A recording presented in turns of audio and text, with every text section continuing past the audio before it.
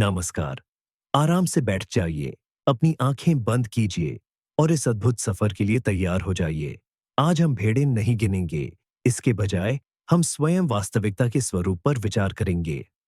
कैसा रहेगा अगर मैं आपसे कहूं कि आपके आसपास की हर चीज, आकाश के तारे, खिड़की के बाहर के पेड़ और यहां तक कि आप स्वयं भी सिर्फ भौतिकी, फिजिक्स के नियमों का नहीं, बल्कि सूचना, इंफॉर्मेशन के नियमों का भी पालन करती है। क्या हो अगर हमारा यह विशाल ब्रह्मांड अपनी सारी आकाश गंगाओं और निहारिकाओं, नेबुलाए के साथ वास्तव में एक विशालकाय, अविश्वसनीय रूप से जटिल कंप्यूटर की तरह व्यवहार करता हो?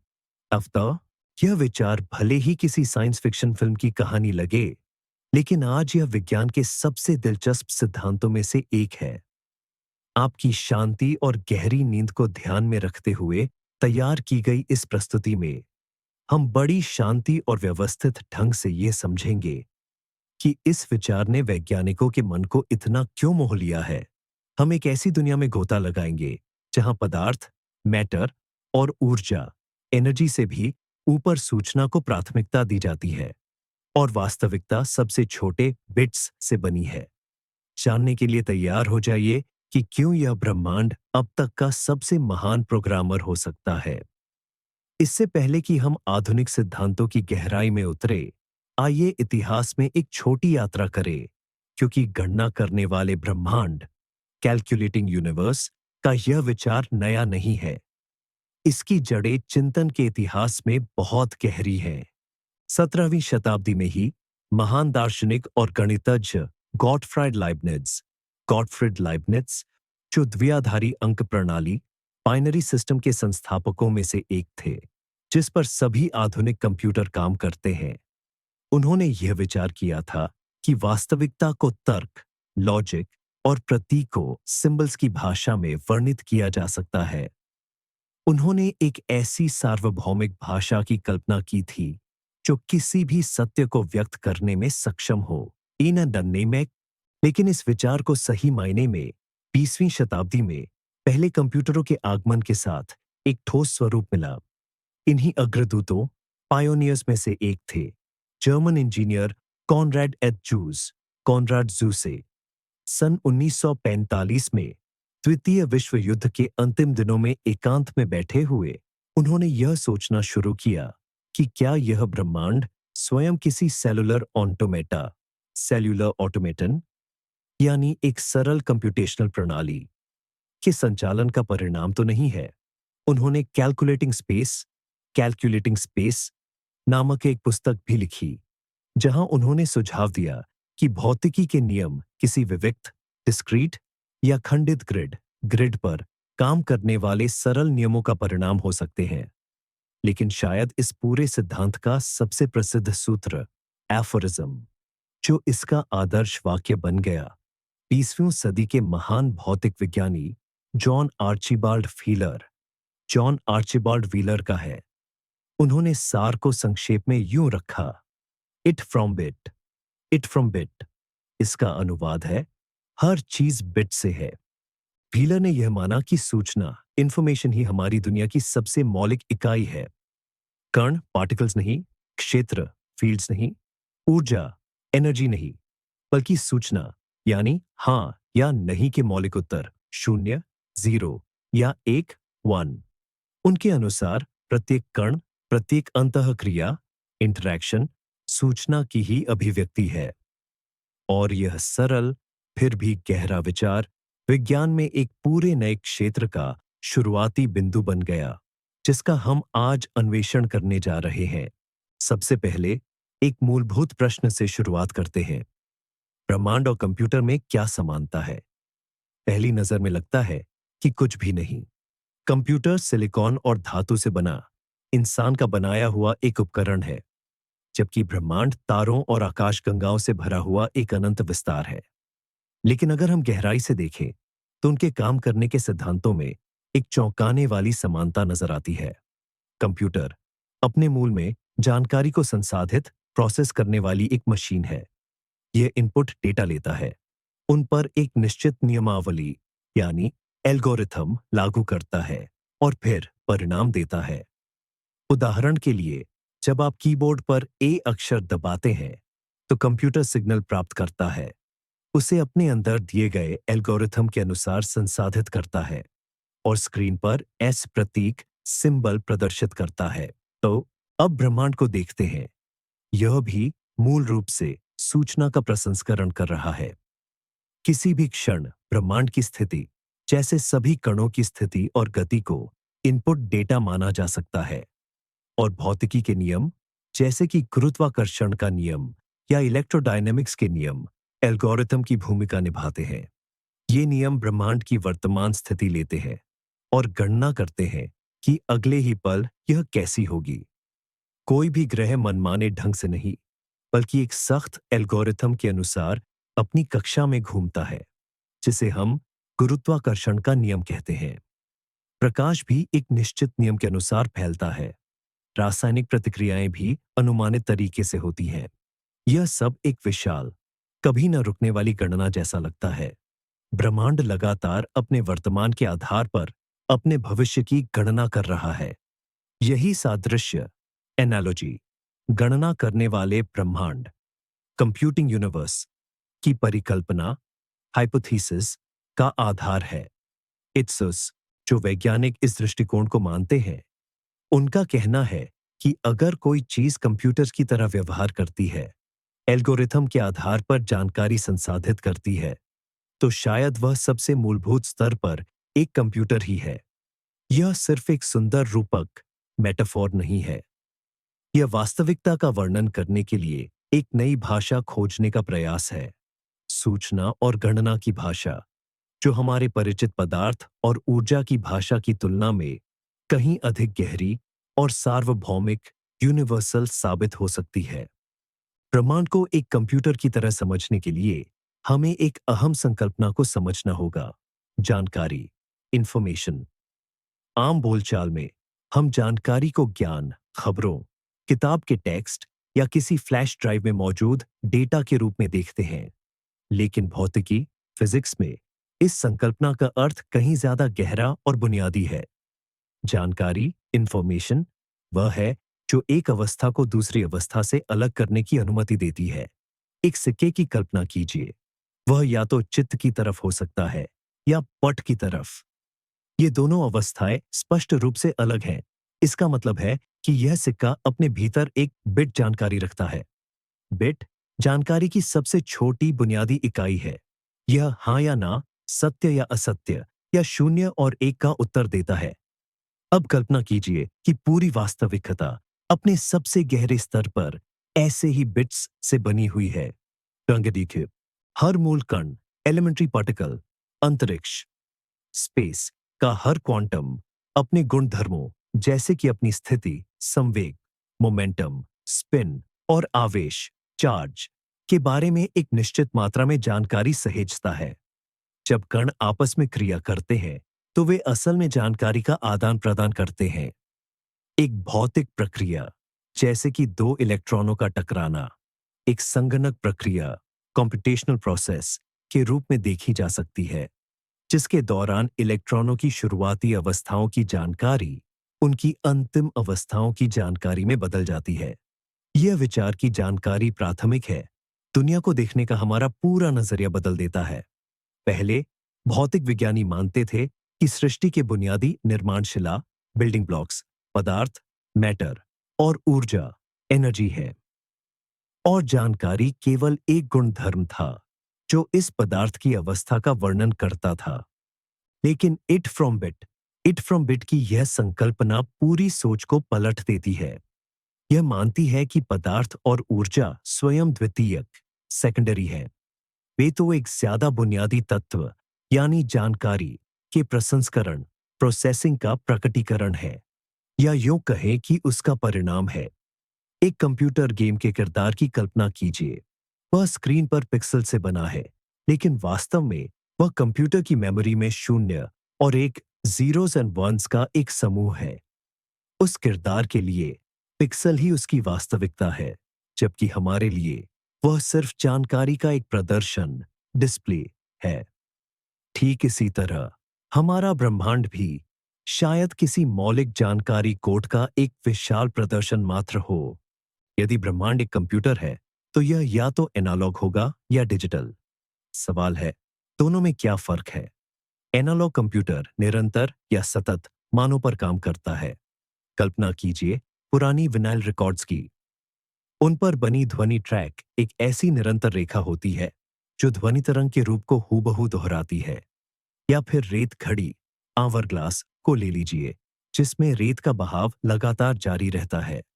न्यूटन और आइंस्टीन की शास्त्रीय भौतिकी, क्लासिकल फिजिक्स, अपने मूल में एनालॉग है। यह मानती है कि अंतरिक्ष, समय और ऊर्जा कोई भी मान ले सकते हैं, चाहे वह कितना ही छोटा या भिन्नात्मक, फ्रैक्शनल क्यों न हो।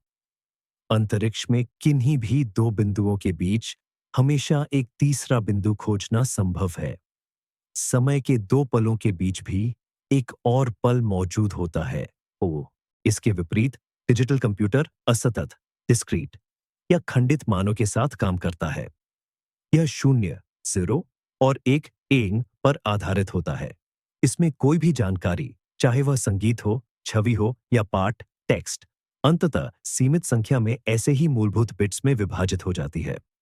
आपके मॉनिटर्स की स्क्रीन पर दिखने वाली इमेज सीमित संख्या में पिक्सल से बनी होती है और हर पिक्सल का एक निश्चित रंग होता है। एक संगीत फाइल भी सीमित सैंपलों से बनती है, जो समय के निश्चित बिंदुओं पर ध्वनि की तीव्रता, वॉल्यूम का वर्णन करते हैं। तो फिर हमारा ब्रह्मांड कैसा है? लंबे समय तक यही माना जाता रहा कि यह एनालॉग है, लेकिन 20वीं शताब्दी की शुरुआत में एक क्रांति हुई, क्वांटम यांत्रिकी का आगमन, और यह अपने साथ असततता, डिस्क्रीटनेस का विचार लाई। फिर यह पता चला कि मूलभूत स्तर पर कई भौतिक राशियां निरंतर नहीं हो सकती। वे केवल अलग-अलग भागों या क्वांटा, क्वांटा के रूप में ही मौजूद होती है। उदाहरण के लिए, प्रकाश की ऊर्जा केवल निश्चित हिस्सों, यानी फोटोनों, फोटॉन्स के रूप में ही उत्सर्जित और अवशोषित होती है। परमाणु में इलेक्ट्रॉन केवल कुछ निश्चित ऊर्जा स्तरों, एनर्जी लेवल्स पर ही रह सकता है, जैसे कि सीढ़ी के पायदानों पर, और उनके बीच में नहीं हो सकता। यह खोज पहला और बहुत महत्वपूर्ण तर्क बनी कि हमारा ब्रह्मांड सबसे गहरे स्तर पर डिजिटल हो सकता है। यदि ऊर्जा क्वांटाइज्ड है, तो अंतरिक्ष और समय को भी क्वांटाइज्ड क्यों नहीं होना चाहिए? इसी विचार ने डिजिटल भौतिकी, डिजिटल फिजिक्स की अवधारणा को जन्म दिया। आधुनिक भौतिकी में सबसे रोमांचक विचारों में से एक ये है कि स्पेस टाइम, अंतरिक्ष और समय लगातार या निरंतर नहीं हो सकता है, बल्कि यह अति सूक्ष्म, अविभाज्य पिक्सेल से बना हो सकता है। अगर हम ब्रह्मांड को एक डिजिटल कंप्यूटर माने, तो इसके स्क्रीन का भी एक रेजोल्यूशन होना चाहिए। इसका मतलब है कि एक न्यूनतम संभव लंबाई और एक न्यूनतम संभव समय अंतराल होना चाहिए। और सैद्धांतिक भौतिकी में ये मूलभूत इकाइयां वास्तव में मौजूद हैं। इन्हें प्लैंक लंबाई और प्लैंक समय कहा जाता है। प्लैंक लंबाई एक अविश्वसनीय रूप से छोटी इकाई है, जो लगभग 10 की घात -35, 10-35 मीटर है। इसकी लघुता समझने के लिए एक परमाणु, एटम की कल्पना कीजिए। अब पूरे दृश्य ब्रह्मांड, विजिबल यूनिवर्स की कल्पना कीजिए। परमाणु का ब्रह्मांड से वही संबंध है जो प्लैंक लंबाई का परमाणु से है। यह वह मूलभूत सीमा है जिसके नीचे हम किसी भी चीज की स्थिति, पोजीशन को सटीकता से निर्धारित नहीं कर सकते। माना जाता है कि इससे छोटे पैमानों पर अंतरिक्ष की अपनी अवधारणा ही बेमानी हो जाती है। इसी तरह प्लैंक समय वह समय है जो प्रकाश को प्लैंक लंबाई तय करने में लगता है। यह लगभग 10 की घात -43, 10-43 सेकंड है। यह सबसे छोटा संभव क्षण है, ब्रह्मांडीय प्रोसेसर का एक टिक। इससे तेजी से कोई भी प्रक्रिया नहीं हो सकती। इन प्लैंक पैमानों पर क्या होता है, हम निश्चित रूप से नहीं जानते, क्योंकि हमारे पास अभी तक इतनी गहराई से देखने की तकनीक नहीं है। लेकिन सिद्धांत ये बताते हैं कि इस स्तर पर स्पेस टाइम चिकना, स्मूथ नहीं रहता। यह झागदार, फोमी, दानेदार, ग्रैन्युलर और लगातार बनने व मिटने वाले आभासी कणों, वर्चुअल पार्टिकल्स कि उबलती हुई संरचना जैसा हो जाता है। यह इन्हीं मूलभूत पिक्सेल से बना है। यदि यह सच है, तो यह हमारी वास्तविकता की डिजिटल प्रकृति का सीधा संकेत है। ब्रह्मांड में होने वाली कोई भी गति या कोई भी परिवर्तन अनिवार्य रूप से स्पेस टाइम के इन पिक्सल की स्थिति का बदलना है। ठीक वैसे ही जैसे कंप्यूटर स्क्रीन पर पिक्सल बदलते हैं और गति का भ्रम पैदा करते हैं। अब बात करते हैं एक ऐसे विचार की जो सबसे विचित्र और विरोधाभासी है, फिर भी वह कंप्यूटर आधारित ब्रह्मांड की अवधारणा में पूरी तरह से फिट बैठता है। हम बात कर रहे हैं होलोग्राफिक सिद्धांत की। इसे पहली बार भौतिकविदों कैराड टीहुफ और लियोनार्ड एस सिस्किंड ने ब्लैक होल का अध्ययन करते समय प्रस्तुत किया था। इसका सार यह है, अंतरिक्ष के किसी भी आयतन के अंदर जो कुछ भी हो रहा है, उसे उस आयतन की सीमा पर संग्रहित जानकारी द्वारा पूरी तरह से वर्णित किया जा सकता है। सामान्य होलोग्राम की कल्पना कीजिए, जिसे आपने क्रेडिट कार्ड या स्मृति चिन्हों पर देखा होगा। यह एक सपाट द्विविमीय छवि होती है, लेकिन जब आप इसे सही कोण से देखते हैं, तो यह एक त्रिविमीय वस्तु का पूरा भ्रम पैदा करती है। त्रिविमीय वस्तु की सारी जानकारी किसी न किसी तरह से इस द्विविमीय सतह पर एनकोड की गई होती है। उष्णता होलोग्राफिक सिद्धांत यह मानता है कि कुछ ऐसा ही हमारे पूरे ब्रह्मांड पर भी लागू हो सकता है। हम दुनिया को त्रिविमीय मानते हैं। हमारे पास लंबाई, चौड़ाई और ऊंचाई है। लेकिन क्या हो अगर यह सब सिर्फ एक भ्रम हो? क्या हो अगर हमारे इस त्रिविमीय ब्रह्मांड की सारी जानकारी वास्तव में एक विशाल ब्रह्मांडीय क्षितिज की तरह हमें घेरने वाली किसी दूर की द्विविमीय सतह पर रिकॉर्ड की गई हो? हम अपनी सभी आकाशगंगाओं, सितारों और ग्रहों के साथ इस जानकारी का महज एक होलोग्राफिक प्रक्षेपण हो सकते हैं।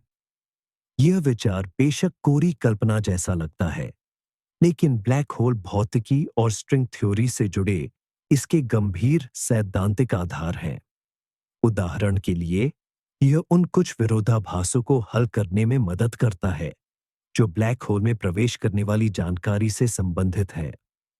और सबसे महत्वपूर्ण बात यह है कि यह विचार फिर से जानकारी को पहले स्थान पर रखता है।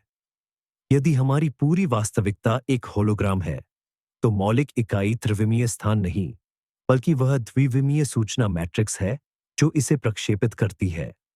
यह इस बात का एक और शक्तिशाली तर्क है कि ब्रह्मांड अपने मूल में एक सूचना संसाधक है। ब्रह्मांड में ब्लैक होल शायद सबसे रहस्यमय और अत्यधिक या चरम वस्तुएं हैं। लेकिन जब हम इन्हें सूचना भौतिकी इंफॉर्मेशन फिजिक्स के नजरिए से देखते हैं, तो ये केवल ब्रह्मांडीय दानव नहीं, बल्कि असल में सूचना को संग्रहित करने वाले और संसाधित करने वाले प्रोसेसर्स केंद्र हैं। आइए जानते हैं कि ऐसा क्यों है। शास्त्रीय सिद्धांत के अनुसार जो भी वस्तु ब्लैक होल के घटना क्षितिज इवेंट होराइजन को पार कर जाती है, वह हमेशा के लिए हमसे खो जाती है। ये घटना क्षितिज वापसी की सीमा है, जिसे प्रकाश भी पार करके वापस नहीं आ सकता। हमें लगता है कि गड्ढे में गिरने वाला कोई भी पदार्थ, चाहे वह एक किताब हो या पूरा अंतरिक्ष यान, अपने साथ लाई गई सारी सूचना नष्ट कर देता है। लेकिन यहीं पर भौतिकी फिजिक्स के लिए एक बड़ी समस्या खड़ी हो जाती है। प्रकृति के मौलिक नियमों में से एक ये है कि सूचना इंफॉर्मेशन को नष्ट नहीं किया जा सकता। यह अपना स्वरूप बदल सकती है। इसे ढूंढना मुश्किल हो सकता है, लेकिन यह कभी पूरी तरह से मिट नहीं सकती। ब्लैक होल के सूचना विरोधाभास इंफॉर्मेशन पैराडॉक्स के नाम से जाना जाने वाला यह रहस्य दशकों से वैज्ञानिकों को परेशान कर रहा था। और इसका जो समाधान पेश किया गया, जिसमें स्टीफन हॉकिंग का योगदान भी शामिल है, वह होलोग्राफिक सिद्धांत होलोग्राफिक प्रिंसिपल से गहराई से जुड़ा हुआ है। पता चला कि सूचना ब्लैक होल के अंदर लुप्त नहीं होती, बल्कि यह एक तरह से उसके घटना क्षितिज पर अंकित इम्प्रिंटेड हो जाती है। इसके अलावा यह भी स्थापित किया गया कि किसी भी अंतरिक्ष क्षेत्र में समाहित की जा सकने वाली अधिकतम सूचना की मात्रा उसके आयतन, वॉल्यूम के नहीं, जैसा कि हम सोचते हैं, बल्कि उसकी सतह के क्षेत्रफल सरफेस एरिया के अनुपात में होती है। और यह सीमा, जिसे बेकनस्टीन सीमा, बीकेनस्टाइन लिमिट कहा जाता है, ब्लैक होल द्वारा ठीक ठीक प्राप्त की जाती है। ब्लैक होल प्रकृति के नियमों द्वारा अनुमत सूचना का सबसे सघन पैकर, टेंसर पैकर है। यह पदार्थ और ऊर्जा को सोख लेता है और उसकी सारी जानकारी उसके घटना क्षितिज पर सुरक्षित रहती है। और फिर तथाकथित हॉकिंग विकिरण, हॉकिंग रेडिएशन की प्रक्रिया में ब्लैक होल बहुत धीरे धीरे वाष्पित, इवैपोरेट्स हो जाता है। इस सूचना को वापस ब्रह्मांड में एक सांकेतिक रूप, एन्कोडेड फॉर्म में लौटा देता है। इस तरह ब्लैक होल हमारे सामने विनाशक के रूप में नहीं, बल्कि विशालकाय ब्रह्मांडीय हार्ड ड्राइव एंड प्रोसेसर के रूप में आते हैं, जो पदार्थ और ऊर्जा को शुद्ध सूचना में बदल देते हैं। अगर ब्रह्मांड एक कंप्यूटर है, तो उसकी ऑपरेटिंग सिस्टम, ओएस, क्या है और उस पर कौन सा प्रोग्राम चल रहा है? इस सवाल का एक बहुत ही दिलचस्प जवाब वैज्ञानिक और उद्यमी स्टीफन वोल्फ्राम ने अपनी विशाल किताब a new kind of science में दिया था। वोल्फ्राम का मानना था कि हमारे आसपास दिखने वाली हर जटिलता की नींव में अत्यंत सरल नियम हो सकते हैं, ठीक वैसे ही जैसे तथाकथित सेलुलर ऑटोमाटा के नियम होते हैं। आखिर ये सेलुलर ऑटोमेटन क्या है? कल्पना कीजिए एक ग्रिड, जैसे कि शतरंज की बिसात, चेस बोर्ड। इस बोर्ड का हर खाना, सेल, कई अवस्थाओं, स्टेट्स में हो सकता है, जैसे कि काला या सफेद होना। इसके बाद हम एक बहुत ही आसान नियम बनाते हैं, जो यह तय करता है कि अगले चरण में उस खाने का रंग क्या होगा, और यह रंग उसके पड़ोसियों के रंग पर निर्भर करता है। उदाहरण के लिए, नियम यह हो सकता है, अगर किसी खाने का केवल एक पड़ोसी काला है, तो वह खाना काला हो जाएगा, अन्यथा वह सफेद रहेगा। बस इतना ही। हम इस ऑटोमेटन को किसी शुरुआती कॉन्फ़िगरेशन से शुरू करते हैं और यह इस सरल नियम का पालन करते हुए कदम दर कदम, पीढ़ी दर पीढ़ी विकसित होना शुरू कर देता है।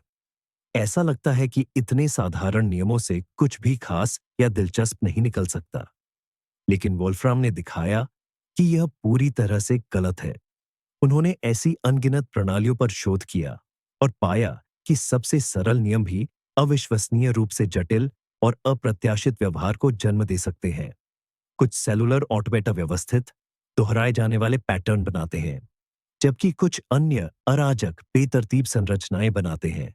और कुछ ऐसे भी हैं जो सबसे आश्चर्यजनक है, वे ऐसी संरचनाओं को जन्म देते हैं जो जटिल और सार्थक लगती हैं, जैसे कि जीवित जीव या बर्फ के गोले, स्नोफ्लेक्स। वे तथाकथित उभरता हुआ व्यवहार, इमर्जेंट बिहेवियर प्रदर्शित करते हैं, जहां जटिलता किसी भी जटिल योजना या इरादे के बिना सरलता से उत्पन्न होती है। यह ठीक वैसा ही है जैसा हम प्रकृति में देखते हैं। आकाश गंगाओं, बर्फ के गोलों और जीवित जीवों जैसी जटिल संरचनाएं अपेक्षाकृत सरल भौतिक नियमों के कारण अस्तित्व में आती है। स्टीफन वोल्फ्राम का विचार है कि हमारा पूरा ब्रह्मांड असल में एक विशाल सेलुलर ऑटोमेटन हो सकता है। उनके अनुसार यह अंतरिक्ष एक ग्रिड या जाल है। हो सकता है यह कोई नियमित ग्रिड न हो, बल्कि एक जटिल ग्राफ के रूप में हो, और जो मौलिक कण या उनकी परस्पर क्रियाएं हैं, वे इस ग्रिड पर चलने वाले किसी अत्यंत सरल मूलभूत प्रोग्राम का परिणाम है। भौतिकी के वे नियम जो हमें इतने जटिल लगते हैं, जैसे कि सामान्य सापेक्षता का सिद्धांत, क्वांटम यांत्रिकी या स्टैंडर्ड मॉडल, ये मूलभूत नियम नहीं है। वोल्फ्राम का मानना है कि ये तो बस इस गहरी गणनात्मक प्रणाली, डीप कंप्यूटेशनल सिस्टम, के आकस्मिक या वृहत स्तर पर उभरते हुए गुण हैं। मौसम को ही लीजिए।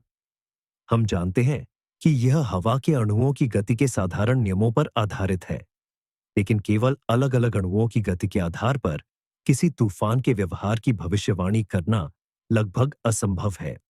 तूफान का व्यवहार उस विशाल प्रणाली का एक आकस्मिक गुण है। ठीक इसी तरह भौतिकी के नियम भी किसी सूक्ष्म ब्रह्मांडीय प्रोग्राम के वृहत स्तरीय प्रकटीकरण मात्र हो सकते हैं। इस परिकल्पना के कुछ बेहद दिलचस्प परिणाम हैं। सबसे पहले यह बताती है कि एक अकेली, संभवतः बहुत छोटी और सरल प्रोग्रामिंग हो सकती है, जो हमारे ब्रह्मांड की सभी जटिलता को जन्म देती है। वोल्फ्राम और उनकी टीम इस वक्त इसी ब्रह्मांड के प्रोग्राम की तलाश में जुटे हुए हैं। दूसरा, यह समझाता है कि दुनिया में कुछ चीजें हमें जटिल और अप्रत्याशित क्यों लगती है। इस घटना को वोल्फ्राम गणनीय अपरिवर्तनीयता, कंप्यूटेशनल इरिड्यूसिबिलिटी कहते हैं।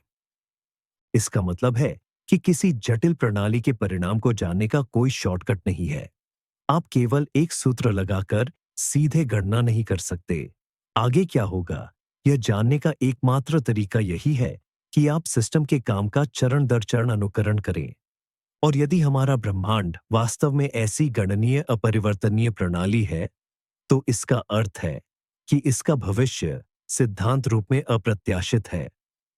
हम इसे आगे बढ़ाकर, फास्ट फॉरवर्ड करके नहीं देख सकते। हम इसे केवल ब्रह्मांडीय प्रोसेसर के एक एक चक्र, साइकिल के साथ जी सकते हैं। आइए ब्रह्मांड की कंप्यूटर से तुलना को आगे बढ़ाते हैं। कोई भी कंप्यूटर प्रोग्राम, चाहे वह कितना भी जटिल क्यों ना हो, कुछ निश्चित आंतरिक नियमों और सीमाओं का पालन करता है। उदाहरण के लिए, किसी कंप्यूटर गेम में कोई पात्र, कैरेक्टर दीवार के आर पार नहीं जा सकता, क्योंकि गेम इंजन को इसी तरह प्रोग्राम किया गया है। कुछ निश्चित अपरिवर्तनीय इन्वेरिएंट्स होते हैं, ऐसी मात्राएं जो हमेशा स्थिर रहती हैं।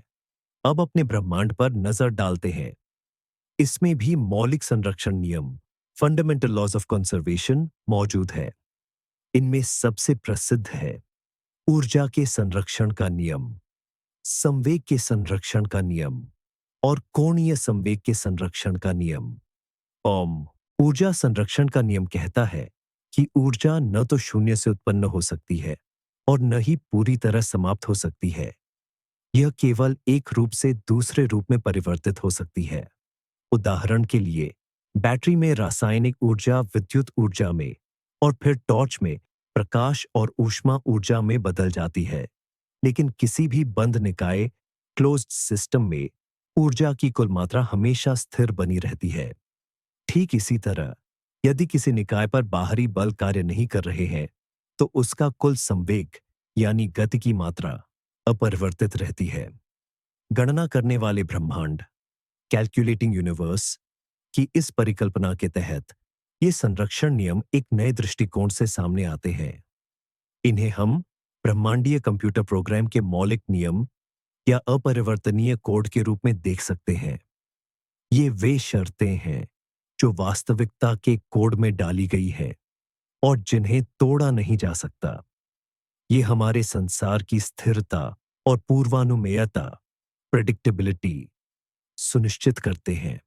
उस अगर ऊर्जा संरक्षित नहीं होती, तो दुनिया अराजक और अप्रत्याशित होती, जहां चीजें मनमाने ढंग से प्रकट हो सकती थीं और गायब हो सकती थीं।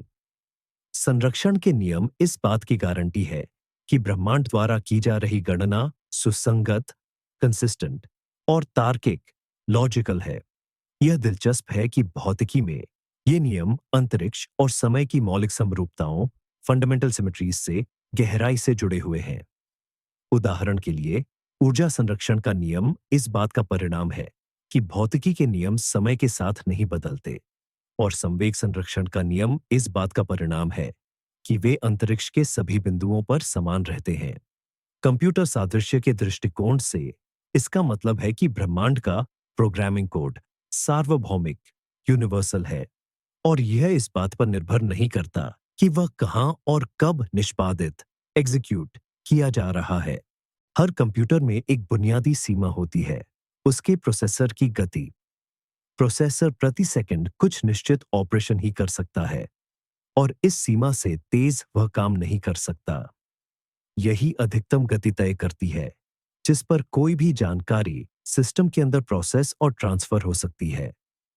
तो क्या हमारे ब्रह्मांड में भी ऐसी ही कोई सीमा है? हाँ, है, और हम सब उसे जानते हैं। यह है निर्वात में प्रकाश की गति। आइंस्टीन के सापेक्षता के विशेष सिद्धांत के अनुसार जिस भी चीज का कोई द्रव्यमान है, वह प्रकाश की गति से तेज नहीं चल सकती। और कोई भी जानकारी, कोई भी कारण और प्रभाव यानी कॉजल सिग्नल इस गति से तेज नहीं फैल सकता। प्रकाश की गति ही इस ब्रह्मांड की गति की परम सीमा है। आखिर प्रकाश ही क्यों? सूचनात्मक दृष्टिकोण के तहत इसका जवाब बहुत ही सुंदर हो जाता है। प्रकाश की गति सिर्फ फोटॉन के चलने की गति नहीं है। यह असल में स्पेस टाइम की संरचना में जानकारी, इंफॉर्मेशन के फैलने की मूलभूत गति है। यह, अगर आप चाहें तो, इस ब्रह्मांडीय प्रोसेसर की अधिकतम क्लॉक फ्रीक्वेंसी है। उन स्पेस टाइम पिक्सलों की कल्पना कीजिए जिनकी हमने बात की थी। एक पिक्सेल की स्थिति की जानकारी तुरंत नहीं, बल्कि ब्रह्मांडीय घड़ी के एक टिक में, जो कि प्लैंक समय के बराबर है, पड़ोसी पिक्सेल तक पहुंचाई जा सकती है। प्रकाश की गति वास्तव में प्लैंक लंबाई और प्लैंक समय का अनुपात ही है। यह वह परम गति है जिस पर ब्रह्मांडीय ग्रिड, यूनिवर्सल ग्रिड की स्थिति अपडेट होती है। इस सीमा के बहुत गहरे परिणाम हैं। यह हमारे संसार में कारणता, कॉज़ैलिटी की संरचना को तय करती है। घटनाएं एक दूसरे को तभी प्रभावित कर सकती है जब उनके बीच प्रकाश का सिग्नल समय रहते गुजर सके। इससे हर घटना के लिए एक तथाकथित प्रकाश शंकु, लाइट कोन बनता है। स्पेस टाइम का वह क्षेत्र जिसे वह भविष्य में प्रभावित कर सकती है और जो अतीत में उसे प्रभावित कर सकता था। स्तोमतश, जो कुछ भी इस शंकु की सीमाओं से बाहर है, वह कारणता से जुड़ा हुआ नहीं है। इस तरह गति की यह परम सीमा, जिसे हम भौतिकी में देखते हैं, हमारे गणना करने वाले ब्रह्मांड में जानकारी प्रोसेस करने की गति पर एक मूलभूत प्रतिबंध के रूप में समझी जा सकती है। अभी तक ब्रह्मांड की चर्चा करते समय हमने क्लासिकल कंप्यूटरों का उदाहरण लिया, जो 0 और 1 यानी बिट्स पर आधारित होते हैं। लेकिन 20वीं और 21वीं सदी के मोड़ पर गणना की एक नई और कहीं अधिक शक्तिशाली अवधारणा सामने आई, जिसे हम क्वांटम कंप्यूटिंग कहते हैं। हैरान करने वाली बात यह है कि क्वांटम यांत्रिकी की दुनिया, यानी परमाणुओं और मौलिक कणों की दुनिया, क्वांटम कंप्यूटर की दुनिया से आश्चर्यजनक रूप से मेल खाती है। मुख्य अंतर क्या है? एक क्लासिकल बिट या तो 0 हो सकता है या 1, लेकिन एक क्वांटम बिट, जिसे क्यूबिट कहते हैं, वह सुपरपोजिशन के सिद्धांत के कारण एक ही समय में 0 और 1 दोनों हो सकता है, या इन दोनों के बीच का कोई भी संयोजन हो सकता है। ये किसी घूमते हुए सिक्के जैसा है, जो गिरने से पहले हेड और टेल दोनों ही होता है। क्यूबिट भी माप लिए जाने के समय ही किसी एक निश्चित स्थिति का चुनाव करता है। यह खासियत क्वांटम कंप्यूटरों को बड़ी मात्रा में जानकारी को समानांतर रूप से संसाधित करने की अनुमति देती है। कुछ दर्जन क्यूबिट्स वाला एक कंप्यूटर भी ऐसी गणनाएं कर सकता है जो सबसे शक्तिशाली क्लासिकल सुपर कंप्यूटर के लिए भी असंभव होंगी। महत्वपूर्ण बात यह है कि हमारे ब्रह्मांड में मौलिक कण भी ठीक उसी तरह व्यवहार करते हैं जैसे क्यूबिट्स करते हैं। जब तक हम किसी इलेक्ट्रॉन के स्पिन को मापते नहीं हैं, तब तक वह स्पिन अप और स्पिन डाउन दोनों स्थितियों की सुपरपोजिशन में होता है। एक फोटॉन तब तक सभी संभावित रास्तों के सुपरपोजिशन में रहता है जब तक कि वह किसी डिटेक्टर से टकरा न जाए। सार रूप में पूरी क्वांटम यांत्रिकी इन्हीं सुपरपोजिशंस के विकास का वर्णन करती है। भौतिक विज्ञानी सेठ लॉयड ने गणना की है कि अगर हर मौलिक कण को सूचना का वाहक माना जाए, तो बिग बैंग के बाद से ब्रह्मांड लगभग 10 की घात 120 मौलिक लॉजिकल ऑपरेशन पूरे कर चुका है। यह एक अविश्वसनीय रूप से विशाल संख्या है।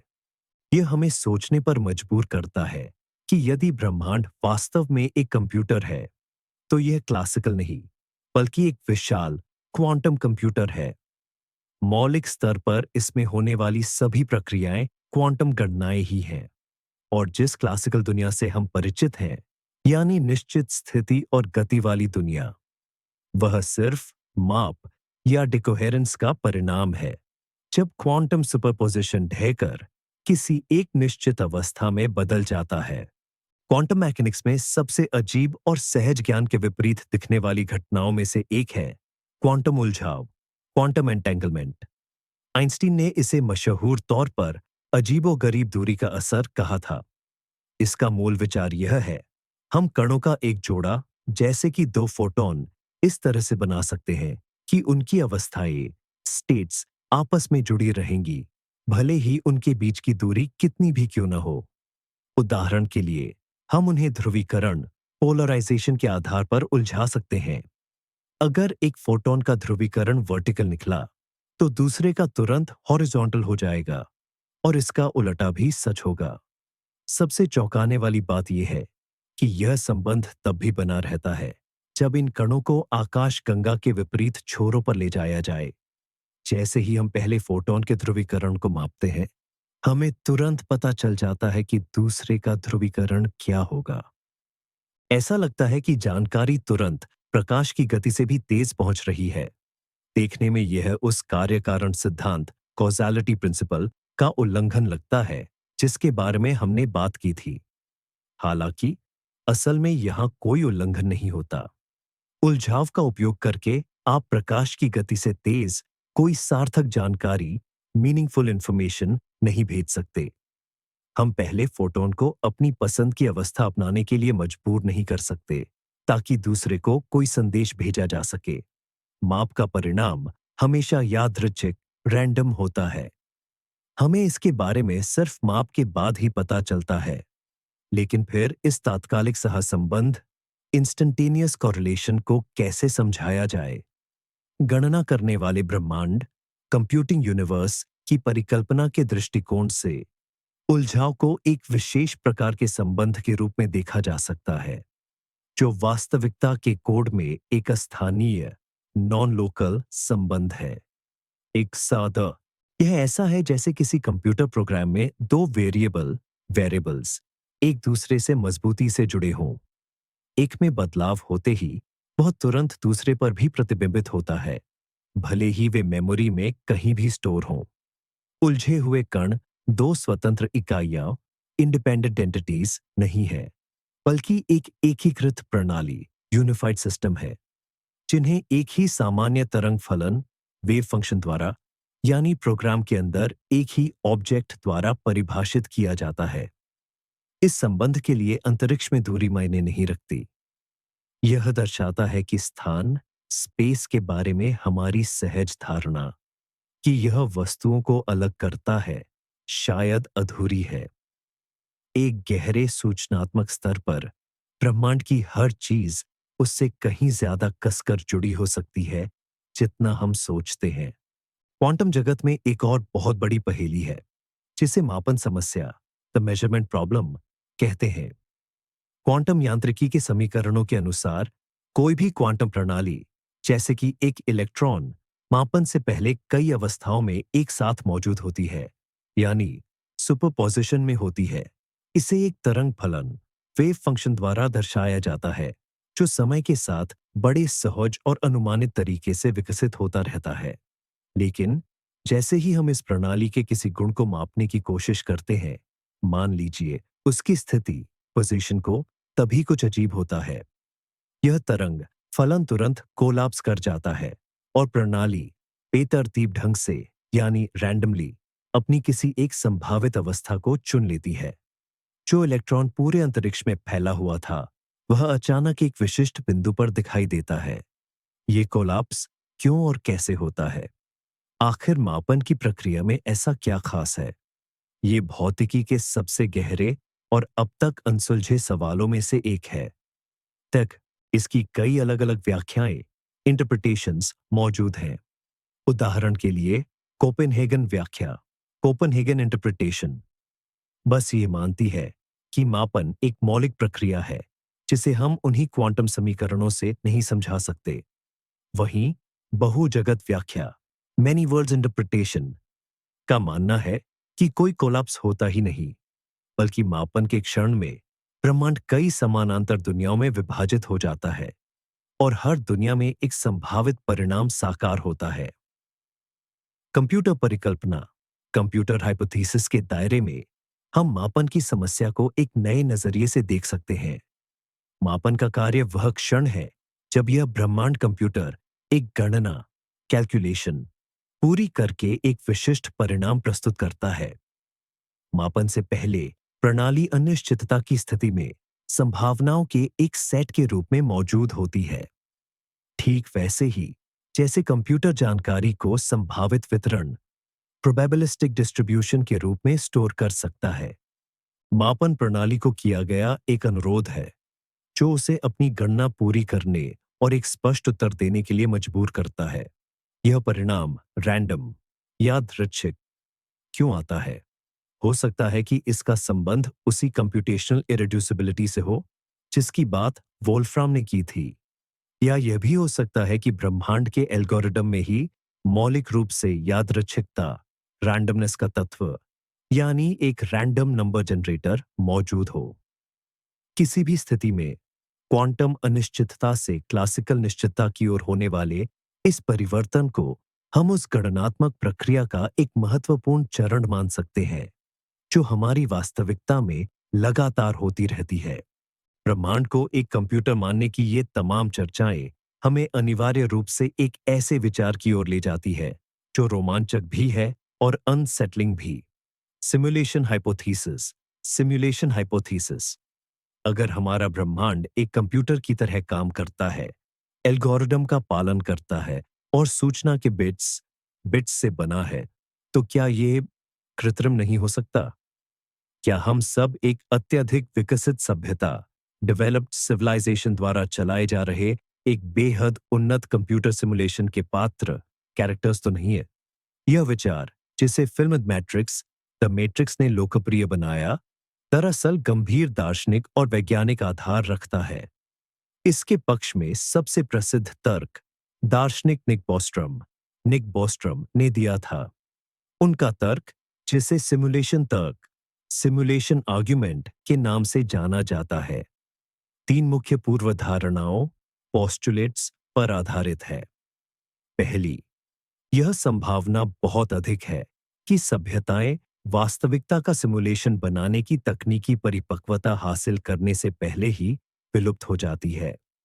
दूसरी, अगर सभ्यताएं ऐसी परिपक्वता हासिल कर भी लेती है तो वे किसी कारण से अपने पूर्वजों के सिमुलेशन चलाने में रुचि नहीं रखती। तीसरी, हम लगभग निश्चित रूप से एक कंप्यूटर सिमुलेशन में रह रहे हैं। बॉस्ट्रम का कहना है कि इन तीनों में से कम एक दावा जरूर सच होना चाहिए। उनका तर्क है, यदि पहली और दूसरी धारणाएं गलत हैं, यानी सभ्यताएं नियमित रूप से वांछित स्तर तक पहुंच जाती है और सिमुलेशन चलाना पसंद करती है, तो समय के साथ सिमुलेटेड वास्तविकताओं और उनमें रहने वाले सिमुलेटेड प्राणियों की संख्या आधारभूत बेस वास्तविकताओं और प्राणियों की संख्या से कहीं ज्यादा हो जाएगी। और अगर ऐसा है तो प्रायिकता प्रोबेबिलिटी के सरल नियम के अनुसार आप या मेरे जैसा कोई भी रैंडम दर्शक, रैंडम ऑब्जर्वर, वास्तविक होने की तुलना में सिमुलेटेड होने की अधिक संभावना रखता है। तोमन, यह विशुद्ध रूप से एक तार्किक तर्क है। यह सिद्ध नहीं करता कि हम सिमुलेशन में हैं, लेकिन यह दर्शाता है कि इस संभावना को गंभीरता से लिया जाना चाहिए। डिजिटल भौतिकी, डिजिटल फिजिक्स, पिक्सेल वाले space time, pixelated space time और प्रकृति के नियमों को एल्गोरिदम के रूप में देखना, ये सभी अप्रत्यक्ष संकेत हैं जो इस परिकल्पना के ढांचे में पूरी तरह से फिट बैठते हैं। निक बॉस्ट्रम के शुद्ध दार्शनिक तर्क के अलावा कुछ अन्य अधिक भौतिक पहलू भी हैं जो यह संकेत दे सकते हैं कि हम एक सिमुलेशन में जी रहे हैं। इनमें से एक है जिसे ब्रह्मांड के बारीक ट्यूनिंग की समस्या, फाइन ट्यूनिंग प्रॉब्लम, कहा जाता है। असल बात यह है कि मौलिक भौतिक स्थिरांक, फंडामेंटल फिजिकल कांस्टेंट्स, जैसे गुरुत्वाकर्षण स्थिरांक, इलेक्ट्रॉन का चार्ज और प्रकाश की गति का मान ठीक वही है जो जटिल संरचनाओं और जीवन के अस्तित्व के लिए आवश्यक है। अगर इनमें से एक भी स्थिरांक थोड़ा सा भी अलग होता तो यह ब्रह्मांड पूरी तरह से बदल जाता। तारे जल नहीं पाते, भारी तत्व, हेवी एलिमेंट्स बन नहीं पाते, रसायन शास्त्र का निर्माण नहीं होता और परिणाम स्वरूप जिस तरह का जीवन हम जानते हैं वह संभव ही नहीं हो पाता। तो फिर यह ब्रह्मांड हमारे लिए इतना आदर्श रूप से ट्यून क्यों किया गया है? इसके कई स्पष्टीकरण मौजूद हैं। कुछ लोग इसे एक सृष्टिकर्ता, क्रिएटर का हाथ मानते हैं। दूसरे एंथ्रोपिक सिद्धांत, एंथ्रोपिक प्रिंसिपल का हवाला देते हैं। हम इस तरह के ब्रह्मांड को इसलिए देखते हैं क्योंकि किसी और तरह के ब्रह्मांड में हम पैदा ही नहीं हो पाते। तीसरे लोग बहु ब्रह्मांड, मल्टीवर्स की अवधारणा सुझाते हैं, जहां विभिन्न नियमों और स्थिरांकों वाले अनगिनत ब्रह्मांड मौजूद हैं और हमें बस खुशकिस्मती से एक मेहमान नवाज ब्रह्मांड मिला है। लेकिन सिमुलेशन की परिकल्पना एक और बहुत सरल जवाब देती है। स्थिरांक इतने बारीक तरीके से इसलिए ट्यून किए गए हैं क्योंकि उन्हें एक प्रोग्रामर ने सेट किया है। सिमुलेशन के रचनाकारों ने बस अपने आभासी दुनिया, वर्चुअल वर्ल्ड के मापदंडों, पैरामीटर्स को इस तरह से समायोजित किया ताकि उसमें जटिलता, कॉम्प्लेक्सिटी जन्म ले सके और विकसित हो सके। यह वैसा ही है जैसे कोई गेम डेवलपर भौतिकी इंजन, फिजिक्स इंजन के मापदंडों को समायोजित करता है ताकि गेम मजेदार और खेलने लायक हो। अदर उत्सी एक और तर्क स्वयं ब्रह्मांड की ज्ञानगम्यता, कॉम्प्रहेंसिबिलिटी हो सकती है। हमारा संसार गणित की भाषा से इतनी अच्छी तरह से क्यों वर्णित होता है? हम, जो अफ्रीकी सवैना में जीवित रहने के लिए विकसित हुए हैं, क्वांटम यांत्रिकी, क्वांटम मैकेनिक्स और ब्रह्मांड विज्ञान, कॉस्मोलॉजी के नियमों को समझने में सक्षम क्यों है? संभवतः इसलिए क्योंकि यह ब्रह्मांड स्वयं गणितीय और तार्किक सिद्धांतों पर आधारित है, ठीक किसी भी कंप्यूटर प्रोग्राम की तरह। इसे इस सोच के साथ बनाया गया था कि इसे समझा जा सके, कम से कम एक निश्चित सीमा तक। अगर हम सचमुच किसी कंप्यूटर सिमुलेशन में जी रहे हैं, तो सबसे पहला सवाल यही उठता है, क्या हमारे पास इसे जांचने का कोई तरीका है? क्या हम कोर्ट में कोई गड्ढाबद्धी या मैट्रिक्स के ग्लिच ढूंढ सकते हैं जो ये साबित कर दे कि हमारी वास्तविकता कृत्रिम है? कुछ वैज्ञानिकों का मानना है कि ऐसा करना संभव है। वे सुझाव देते हैं कि हमें अपने भौतिकी प्रयोगों के डेटा में विसंगतियां, एनोमलीज और असंगतियों, इनकंसिस्टेंसीज खोजनी चाहिए। उदाहरण के लिए, जैसा कि हमने पहले चर्चा की थी, अगर हमारा स्पेस टाइम कोई सतत, कंटीन्यूअस इकाई नहीं है, बल्कि एक अलग असतत जाल, डिस्क्रीट ग्रिड है, तो इससे भौतिक प्रक्रियाओं पर कुछ विशेष सीमाएं लागू होनी चाहिए। द सैद्धांतिक भौतिक विज्ञानी साइलस बीन ने अनुमान लगाया था कि इस तरह के जाल, ग्रिड के कारण एनिसोट्रॉपी पैदा होनी चाहिए, जिसका मतलब है कि भौतिक गुण दिशा के हिसाब से बदलेंगे। विशेष रूप से बहुत अधिक ऊर्जा वाले कण, जिन्हें कॉस्मिक किरणें, कॉस्मिक रेज कहा जाता है, इस जाल पर अलग-अलग दिशाओं में एक समान तरीके से नहीं चलने चाहिए। उनके स्पेक्ट्रम की एक निश्चित सीमा होनी चाहिए, जो इस ब्रह्मांडीय जाली के सेल के आकार से जुड़ी हो। हालांकि अभी तक ऐसे कोई प्रभाव नहीं मिले हैं, लेकिन खोज अभी भी जारी है। एक और विचार यह है कि सिमुलेशन के काम में आर्टिफैक्ट्स या राउंडिंग एरर, गणना में गोलाई की त्रुटियां की तलाश की जाए। कोई भी कंप्यूटर, चाहे वह कितना भी शक्तिशाली क्यों ना उसकी गणना करने की सटीकता, प्रिसिजन सीमित होती है। हो सकता है कि बहुत सूक्ष्म स्तर पर हम यह देख पाएं कि भौतिकी के नियम पूरी तरह से सटीक रूप से काम नहीं कर रहे हैं, बल्कि इन त्रुटियों के कारण मामूली विचलन, डिविएशंस दिखा रहे हैं। खड़ी एक और संभावित रास्ता यह है कि हम बैकडोर या रचनाकारों की ओर से किसी छिपे हुए संदेश की तलाश करें। अगर यह सिमुलेशन किसी उद्देश्य से बनाया गया था, तो हो सकता है कि इसके रचनाकारों ने हमारे लिए कोई ईस्टर एग या ऐसा संकेत छोड़ दिया हो जिसे हम खोज सके। निःसंदेह यह सब अभी भी केवल परिकल्पनाओं और अटकलों के स्तर पर है। हो सकता है कि सिमुलेशन इतना उत्तम हो कि इसके अंदर रहते हुए हम इसे मूल वास्तविकता से अलग न कर सके।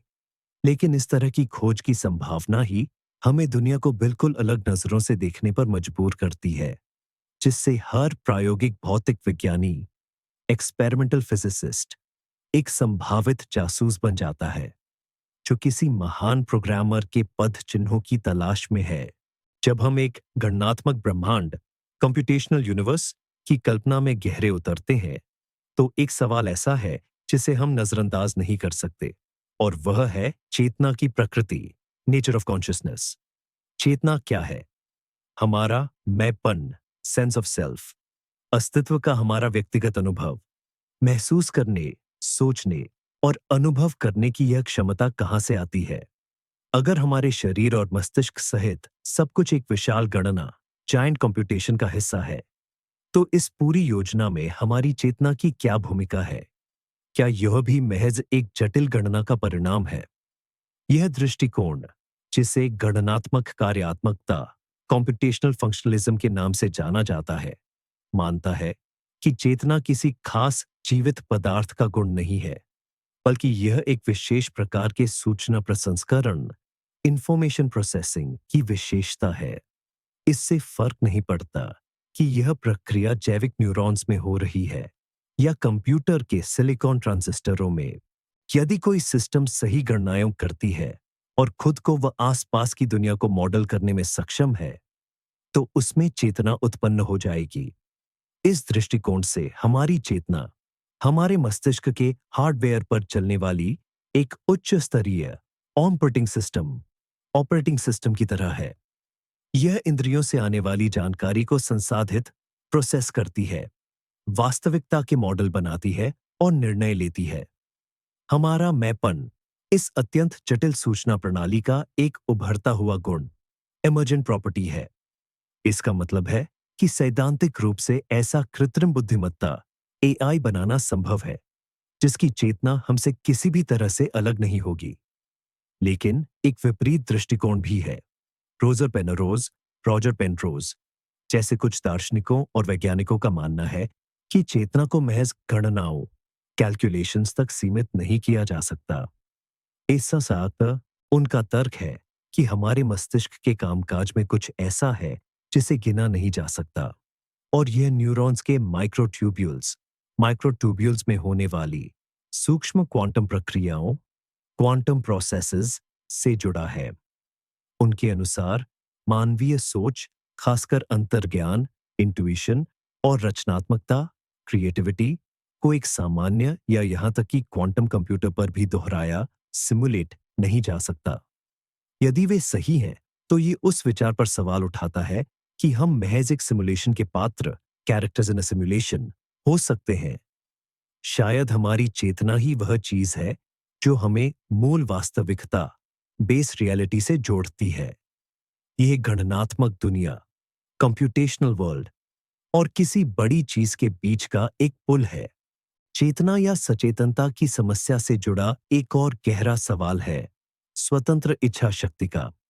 अगर यह पूरा ब्रह्मांड एक विशाल कंप्यूटर है जो नियतिवादी, डिटर्मिनिस्टिक नियमों पर या क्वांटम यांत्रिकी के संदर्भ में संभाव्यता, प्रोबेबिलिस्टिक के नियमों पर काम करता है, तो क्या इस विश्व दृष्टि में हमारे पास अपनी पसंद की आजादी के लिए कोई जगह बचती है?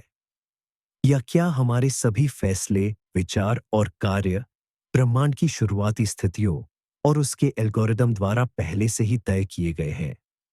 यह सबसे पुरानी दार्शनिक दुविधाओं में से एक है, जिसे संगणकीय परिकल्पना, कंप्यूटर हाइपोथेसिस के प्रकाश में एक नया आयाम मिलता है। अगर ब्रह्मांड एक क्लासिक नियतिवादी कंप्यूटर है, जैसे कोई घड़ी, तो जवाब साफ है। स्वतंत्र इच्छा शक्ति का कोई अस्तित्व नहीं है। जो कुछ भी हो रहा है, हमारे मस्तिष्क के काम करने के तरीके सहित, वह पिछली अवस्था का एक अपरिहार्य, इनेविटेबल परिणाम है। भविष्य पहले से ही लिखा जा चुका है, और सिद्धांत रूप में, यदि हमें किसी एक क्षण में सिस्टम की पूरी स्थिति पता हो, तो इसकी गणना की जा सकती है। चुनाव करने का हमारा एहसास महज एक भ्रम मात्र है।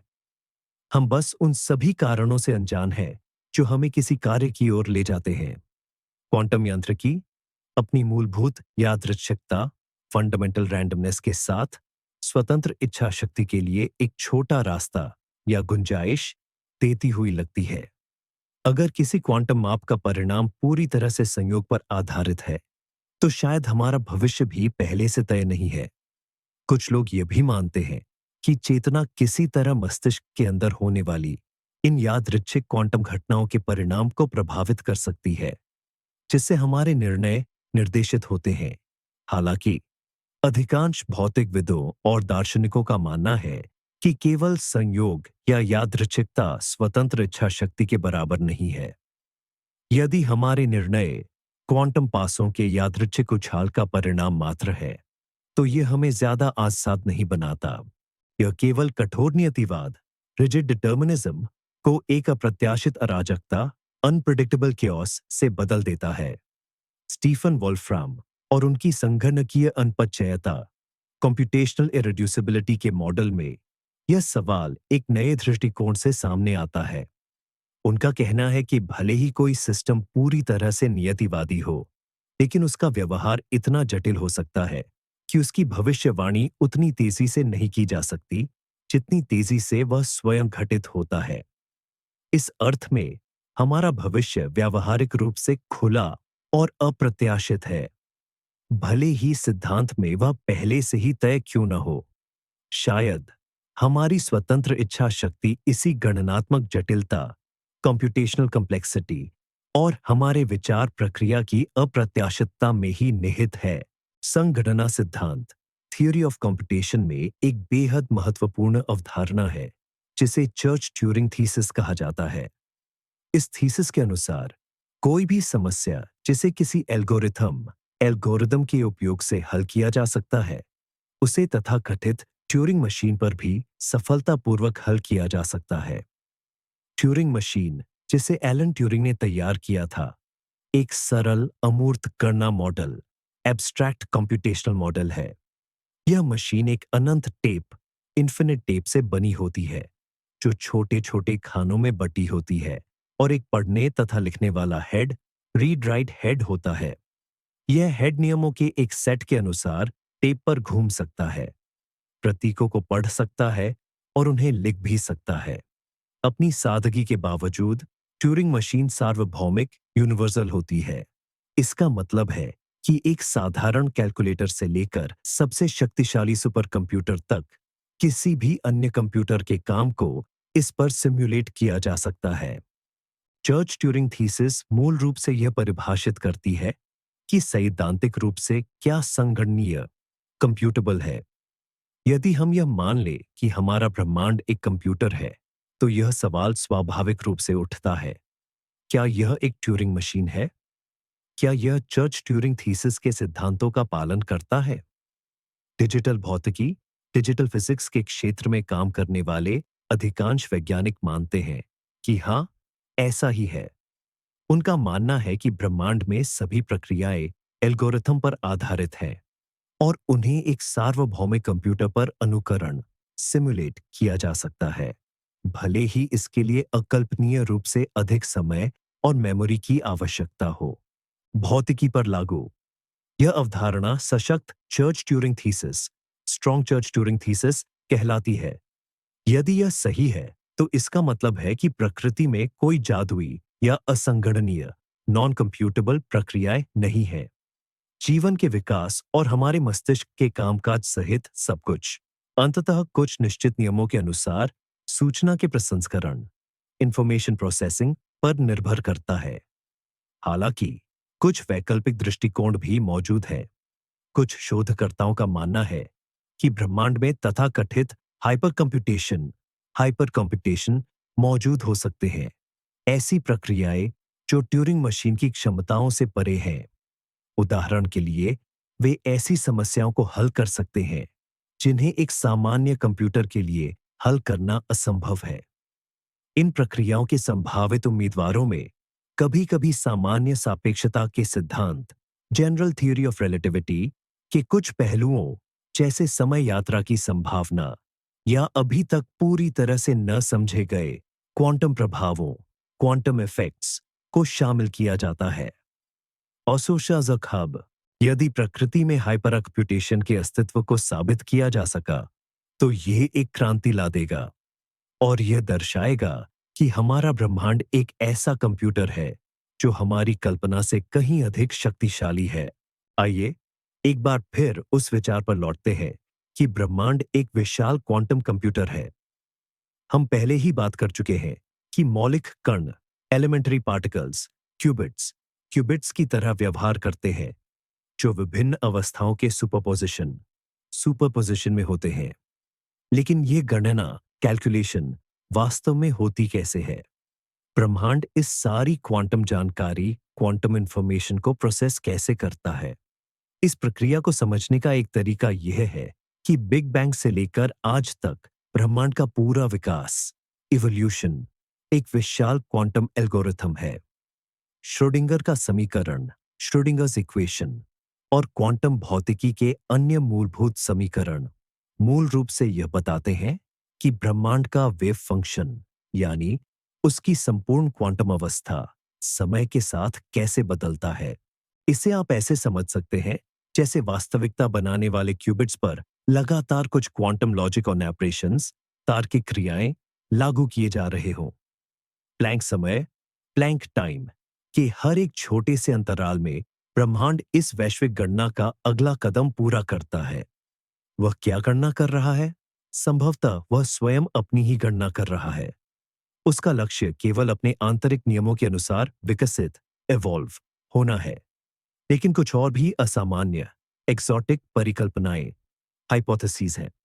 उदाहरण के लिए, कुछ वैज्ञानिकों का मानना है कि ब्रह्मांड कोई जटिल कंप्यूटेशनल समस्या हल कर रहा है। हम अपने सभी आपसी इंटरैक्शंस के साथ इस विशाल गणना के सिर्फ एक उपउत्पाद, बाय प्रोडक्ट मात्र है। ये वैसा ही है जैसे किसी जटिल प्रोग्राम को चला रहे प्रोसेसर के अंदर अरबों ट्रांजिस्टरों से होकर करंट दौड़ते हैं। इन करंट का अपना कोई लक्ष्य नहीं होता, लेकिन इनका सामूहिक कार्य उस निर्धारित समस्या को हल कर देता है। ओक्सस एक और दिलचस्प अवधारणा है, क्वांटम डार्विनवाद, क्वांटम डार्विनिज्म। यह मानती है कि जिन स्थिर क्लासिकल अवस्थाओं को हम अपने आसपास देखते हैं, वे क्वांटम स्तर पर एक तरह के प्राकृतिक चयन, नेचुरल सिलेक्शन का परिणाम है। संभावित क्वांटम अवस्थाओं के पूरे समूह में से केवल वही जीवित बचती है जो पर्यावरण के साथ बातचीत के प्रति सबसे अधिक प्रतिरोधी, रेजिस्टेंट होती है। आसपास का वातावरण लगातार सिस्टम को मापता रहता है और उसके बारे में जानकारी को कॉपी करता रहता है, और केवल सबसे अनुकूलित, फिट, सबसे अधिक कॉपी की जाने वाली अवस्थाएं ही वस्तुनिष्ठ वास्तविकता, ऑब्जेक्टिव रियलिटी बन पाती हैं। इस तरह हमारी क्लासिकल दुनिया क्वांटम अराजकता, क्वांटम केओस से एक सूचना प्रक्रिया के परिणाम स्वरूप उभरती है, जो डार्विन के विकास, डार्विनियन एवोल्यूशन से काफी मिलती जुलती है। यदि ब्रह्मांड एक कंप्यूटर है, तो निश्चित रूप से इसका एक आरंभ और संभवतः एक अंत भी होना चाहिए। आरंभ है महाविस्फोट, यानी बिग बैंग। संगणना के दृष्टिकोण से यह वह क्षण था जब प्रोग्राम शुरू किया गया। ब्रह्मांड की प्रारंभिक अवस्था अविश्वसनीय रूप से सरल, गर्म और सघन थी, जिसमें एंट्रोपी बहुत कम थी। इसे उन शुरुआती डेटा के रूप में समझा जा सकता है जो गणना शुरू होने से पहले कंप्यूटर में दर्ज किए गए थे। तो अंत में क्या होगा? आधुनिक ब्रह्मांड विज्ञान मॉडलों के अनुसार सबसे संभावित परिदृश्य ब्रह्मांड की तथाकथित ऊष्मीय मृत्यु, हीट डेथ है। निरंतर विस्तार के कारण ब्रह्मांड ठंडा और अधिक वीरान होता जाएगा। तारे बुझ जाएंगे, पदार्थ विघटित हो जाएगा और ब्लैक होल वाष्पित हो जाएंगे। अंततः केवल मौलिक कणों और विकिरण का एक समरूप ठंडा सूप शेष रहेगा, जिसमें सभी प्रक्रियाएं समाप्त हो जाएंगी। सभी बिंदुओं पर तापमान एक जैसा हो जाएगा और अधिकतम एंट्रोपी, यानी अधिकतम अव्यवस्था की स्थिति आ जाएगी। सूचना विज्ञान के दृष्टिकोण से इसका अर्थ है गणना का अंत। गणना तभी संभव है जब क्रमबद्ध और अव्यवस्थित अवस्थाओं के बीच, कम और उच्च एंट्रोपी के बीच कोई अंतर या ढाल, ग्रेडियंट, मौजूद हो। यही अंतर कार्य करने और जानकारी को संसाधित करने, इंफॉर्मेशन प्रोसेसिंग की अनुमति देता है। जब पूरी प्रणाली संतुलन, इक्विलिब्रियम में आ जाती है, तो गणना रुक जाती है। कंप्यूटर अपनी अंतिम अवस्था में जाम, हैंग हो जाता है। इस प्रकार ब्रह्मांड का पूरा इतिहास क्रमबद्ध आरंभ से लेकर अराजक अंत तक एक लंबी गणना प्रक्रिया के रूप में देखा जा सकता है। यह प्रक्रिया धीरे धीरे अपने प्रारंभिक संसाधन, कम एंट्रोपी, कुछ जटिलता, संरचनाओं और अंततः जानकारी बनाने के लिए खर्च करती है। शून्य ऊष्मीय मृत्यु वह क्षण है जब ब्रह्मांड की हार्ड डिस्क पर कोई खाली जगह नहीं बचेगी और ऊर्जा की कमी के कारण प्रोसेसर काम करना बंद कर देगा। यह एक कंप्यूटर ब्रह्मांड के लिए दुखद पर तार्किक अंत है।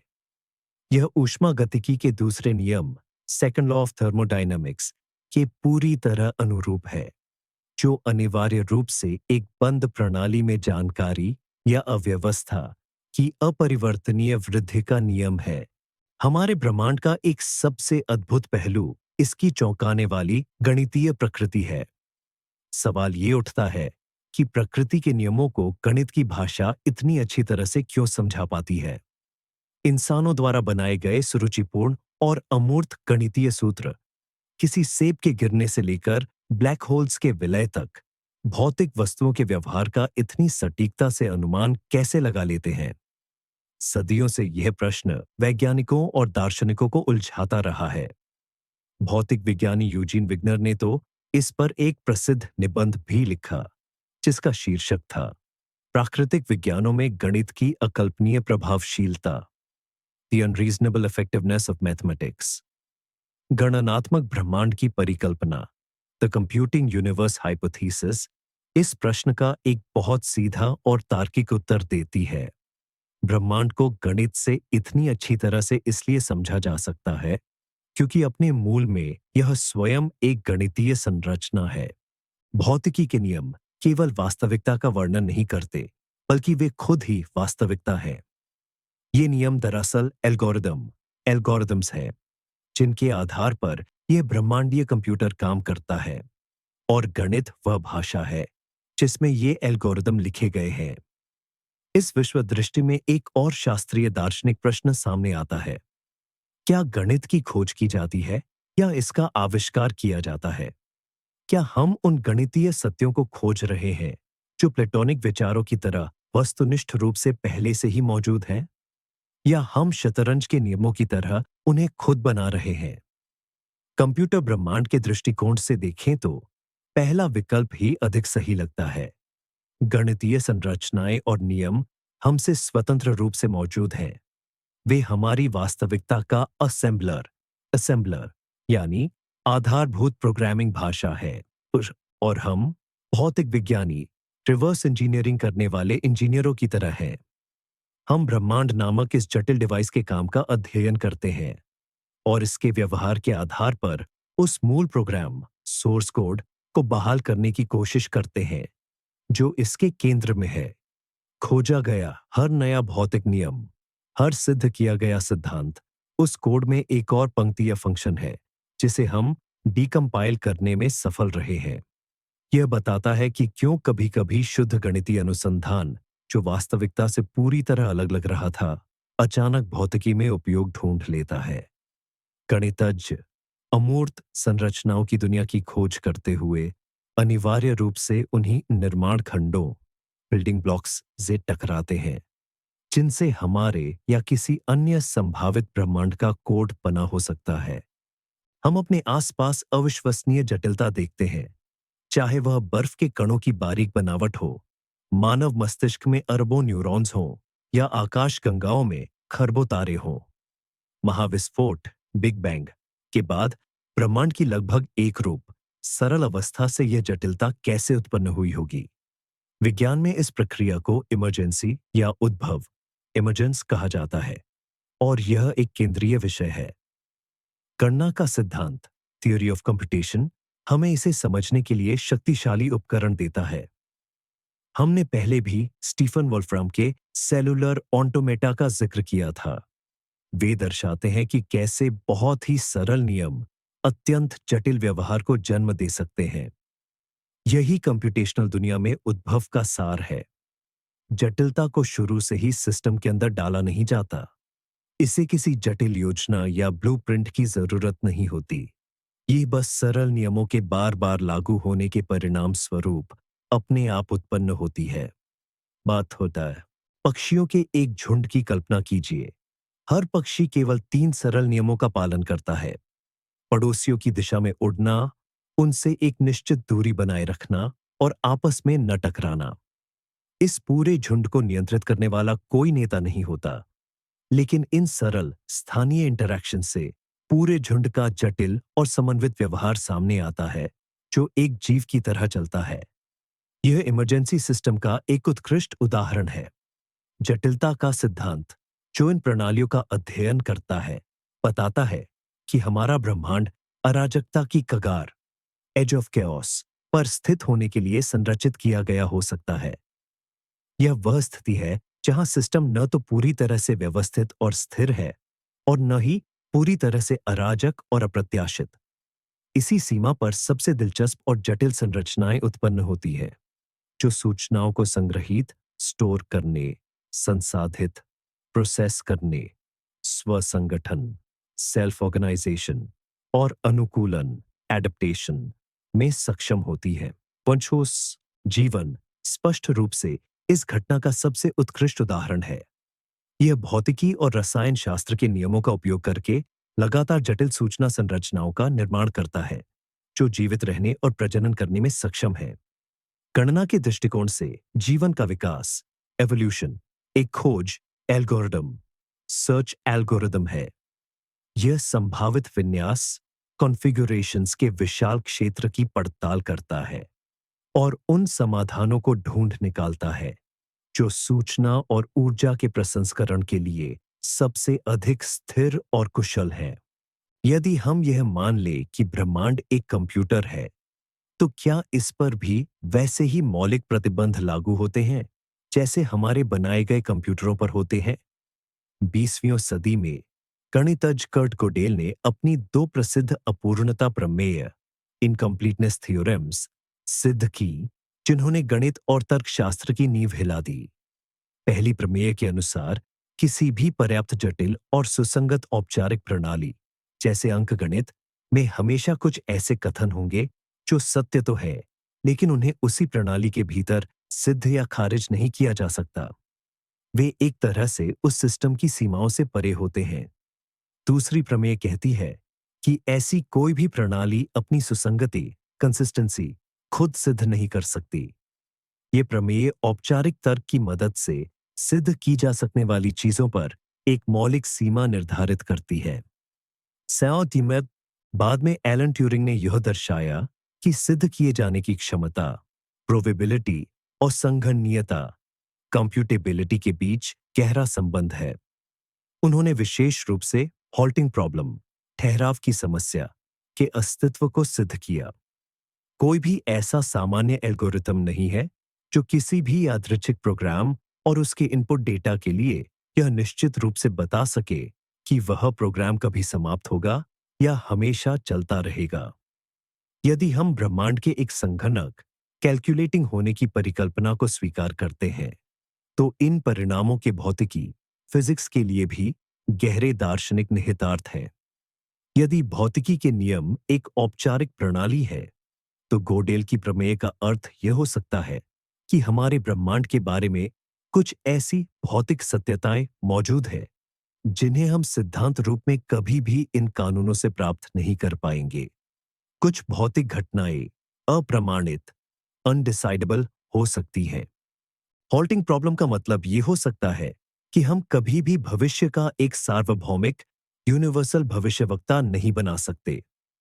थ्योरी ऑफ एवरीथिंग जैसा कोई सिद्धांत मौजूद नहीं होगा जो हमें शुरुआती स्थितियों को जानकर 100% सटीकता के साथ यह बता सके कि कोई भौतिक प्रक्रिया, उदाहरण के लिए, क्या वह एक ब्लैक होल के निर्माण की ओर ले जाएगी, कभी रुकेगी या अनंत काल तक चलती रहेगी। ज्ञान की ये सीमाएं केवल हमारी अपूर्णता का परिणाम नहीं हो सकती, बल्कि ये वास्तविकता की स्वयं संगणनीय, कंप्यूटेशनल प्रकृति का एक मौलिक गुण हो सकती है। निश्चित रूप से यह समझना महत्वपूर्ण है कि कंप्यूटेशनल यूनिवर्स, गणना करने वाले ब्रह्मांड की परिकल्पना, अपनी सुंदरता और आकर्षण के बावजूद कोई सर्वमान्य वैज्ञानिक सिद्धांत नहीं है। यह असल में एक अनुसंधान कार्यक्रम है, विचारों और रूपकों, मेटाफोर्स, का एक ऐसा संग्रह जो वैज्ञानिकों को पुरानी समस्याओं को एक नए दृष्टिकोण से देखने का मौका देता है। इस थ्योरी के गंभीर आलोचक भी मौजूद हैं और कई अनसुलझी चुनौतियां भी। इनमें से एक मुख्य समस्या है असतत डिस्क्रीट डेटा से निरंतर कंटिन्यूअस डेटा में बदलाव। क्वांटम यांत्रिकी की सफलता के बावजूद भौतिकी के कई क्षेत्र, विशेषकर सामान्य सापेक्षता का सिद्धांत जनरल रिलेटिविटी, जो गुरुत्वाकर्षण और स्पेस टाइम की संरचना का वर्णन करता है, आज भी निरंतर गणित कंटिन्यूअस मैथमेटिक्स पर निर्भर है। अभी तक कोई भी वैज्ञानिक पूरी तरह से असतत सिद्धांत प्योरली डिस्क्रीट थ्योरी बनाने में सफल नहीं हुआ है, जो आइंस्टीन के सिद्धांत की सभी भविष्यवाणियों को सटीकता से दोहरा सके। यह अब भी एक खुला सवाल है कि स्पेस टाइम के इन असतत पिक्सल से वह चिकनी ज्यामिति, स्मूथ ज्योमेट्री किस तरह पैदा होती है, जिसे हम स्थूल मैक्रो स्तर पर देखते हैं। इसके अतिरिक्त आलोचक यह भी कहते हैं कि ब्रह्मांड की कंप्यूटर से तुलना महज मानव केंद्रित दृष्टिकोण एंथ्रोपोसेंट्रिज्म हो सकती है। हमारा स्वभाव है कि हम दुनिया को अपने समय की सबसे उन्नत तकनीक के सहारे समझाते हैं। 19वीं सदी में ब्रह्मांड की तुलना एक घड़ी के तंत्र क्लॉकवर्क मैकेनिज्म से की जाती थी। आज हम इसे कंप्यूटर से जोड़ते हैं। संभव है कि भविष्य में कोई नई तकनीक विकसित हो और हम एक नई उपमा मेटाफोर का इस्तेमाल करें जो हमें कहीं ज्यादा उपयुक्त लगे। एकीकृत सिद्धांत थियरी ऑफ एवरीथिंग बनाने के लिए वैकल्पिक दृष्टिकोण भी है जो गणना कंप्यूटेशन के विचार पर पूरी तरह निर्भर नहीं है। उदाहरण के लिए स्ट्रिंग थ्योरी मानती है कि मौलिक वस्तुएं बिंदु कण पॉइंट पार्टिकल्स नहीं है, बल्कि ये छोटी एक आयामी तारे स्ट्रिंग्स हैं जिनके कंपन को हम अलग अलग कणों के रूप में अनुभव करते हैं। एक अन्य दृष्टिकोण है लूप क्वांटम ग्रेविटी। यह खुद स्पेस टाइम को क्वांटाइज परमाणुकरण करने की कोशिश करता है। इसे आपस में जुड़ी हुई लूप्स के जाल के रूप में दिखाता है। ये सिद्धांत भी प्लैंक स्तर पर असततता डिस्क्रीटनेस के विचार को मानते हैं, लेकिन सूचना और गणना पर उतना बल नहीं देते। ये पूरी तरह संभव है कि अंतिम सिद्धांत इन सभी दृष्टिकोणों के तत्वों को मिलाकर बनेगा। विज्ञान एक सतत प्रक्रिया है और हम वास्तविकता की मौलिक प्रकृति को समझने के सफर में अभी सिर्फ शुरुआत में ही हैं। सभी चुनौतियों और आलोचनाओं के बावजूद यह विचार की जानकारी इंफॉर्मेशन ब्रह्मांड की मूलभूत संरचनात्मक इकाई है, आधुनिक भौतिकी में तेजी से प्रभावशाली होता जा रहा है। यह एक ऐसी एकीकृत भाषा प्रदान करता है जो 20वीं शताब्दी के दो महान सिद्धांतों सामान्य सापेक्षता जनरल रिलेटिविटी और क्वांटम यांत्रिकी क्वांटम मैकेनिक्स को जोड़ने में मदद कर सकती है। ये दोनों सिद्धांत अपने अपने क्षेत्रों में अद्भुत काम करते हैं। सापेक्षता का सिद्धांत गुरुत्वाकर्षण और बड़े पैमाने की दुनिया का वर्णन करता है, जबकि क्वांटम यांत्रिकी परमाणु और कणों की दुनिया को समझाती है। लेकिन ये आपस में मेल नहीं खाते, उनका गणितीय ढांचा अलग है, और जब इन्हें उन चीजों पर लागू किया जाता है जहां क्वांटम और गुरुत्वाकर्षण दोनों प्रभाव महत्वपूर्ण हैं, जैसे कि ब्लैक होल या बिग बैंग का क्षण, तो उनके पूर्वानुमान विरोधाभासी हो जाते हैं। एक एकीकृत क्वांटम गुरुत्वाकर्षण सिद्धांत बनाना आज सैद्धांतिक भौतिकी का मुख्य लक्ष्य है, और यह सूचना आधारित दृष्टिकोण ही वह कुंजी हो सकता है जो इस एकीकरण का द्वार खोल दे। हमने पहले ही देखा है कि ब्लैक होल में जानकारी के अध्ययन ने होलोग्राफिक सिद्धांत को जन्म दिया, जो गुरुत्वाकर्षण को क्वांटम क्षेत्र सिद्धांत से जोड़ता है। आज कई भौतिक विज्ञानी मानते हैं कि स्पेस टाइम दिक् काल स्वयं मूलभूत नहीं है। यह एक उभरता हुआ इमर्जेंट परिणाम है जो एक अधिक गहरी संरचना से, यानी क्वांटम जानकारी के जटिल ताने बाने से पैदा होता है। कल्पना कीजिए कि स्पेस अंतरिक्ष एक तरह का भ्रम है जो वास्तविकता के मूलभूत क्यूबिट्स के बीच मौजूद सह संबंधों और उलझाव इंटेंगलमेंट के कारण उत्पन्न होता है। स्पेस टाइम की ज्यामिति यानी उसकी वक्रता कर्वेचर जिसे हम गुरुत्वाकर्षण के रूप में महसूस करते हैं, वह केवल इन सूचनात्मक कड़ियों की संरचना का एक प्रदर्शन मात्र है। शोसो, इस विश्व दृष्टि में सामान्य सापेक्षता और क्वांटम यांत्रिकी दोनों ही केवल अलग-अलग अनुमान हैं, जो इस एकीकृत गहरी सूचना क्वांटम वास्तविकता का वर्णन करने के अलग-अलग तरीके हैं। इस मूलभूत सिद्धांत की खोज वास्तव में ब्रह्मांड के सोर्स कोड को खोजने जैसा है। इस पूरी अवधारणा को समझने के लिए आइए थोड़ा पीछे हटकर एक व्यापक दृष्टिकोण अपनाते हैं। हमने एक सरल तुलना से शुरुआत की थी। यह ब्रह्मांड एक कंप्यूटर के समान है, क्योंकि यह निश्चित नियमों के अनुसार जानकारी, सूचना को संसाधित, प्रोसेस करता है। फिर हमने देखा कि यह कंसी, सीमिंगली सरल रूपक, मेटाफोर, भौतिकी के विभिन्न क्षेत्रों में किस तरह से प्रमाणित होता है।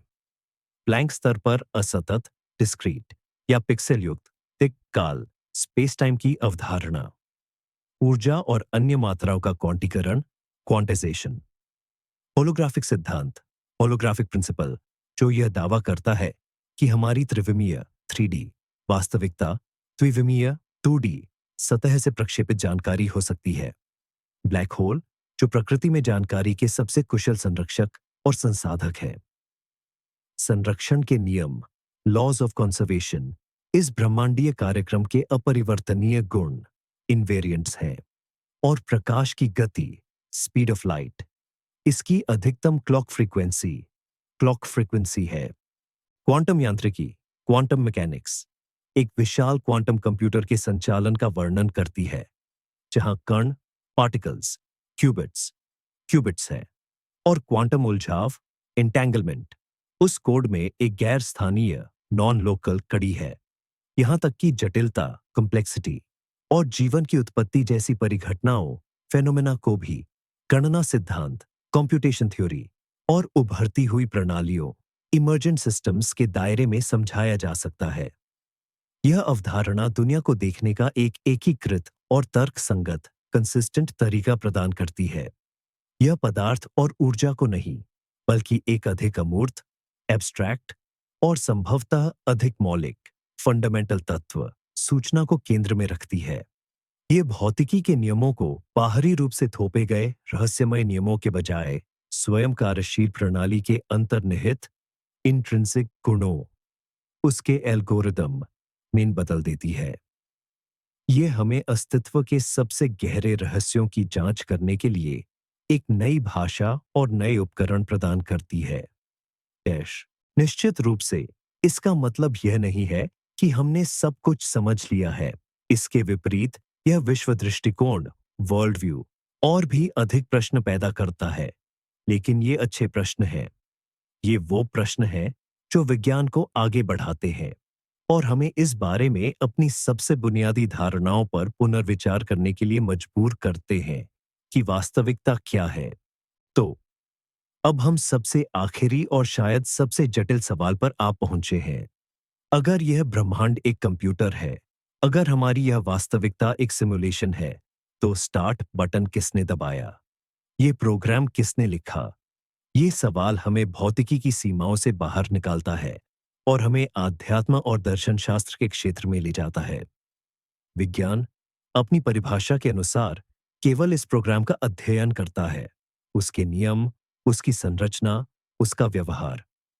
वह स्क्रीन के पार झांककर प्रोग्रामर को नहीं देख सकता। इस सवाल का कोई भी जवाब विश्वास या केवल अटकलों के दायरे में ही आएगा।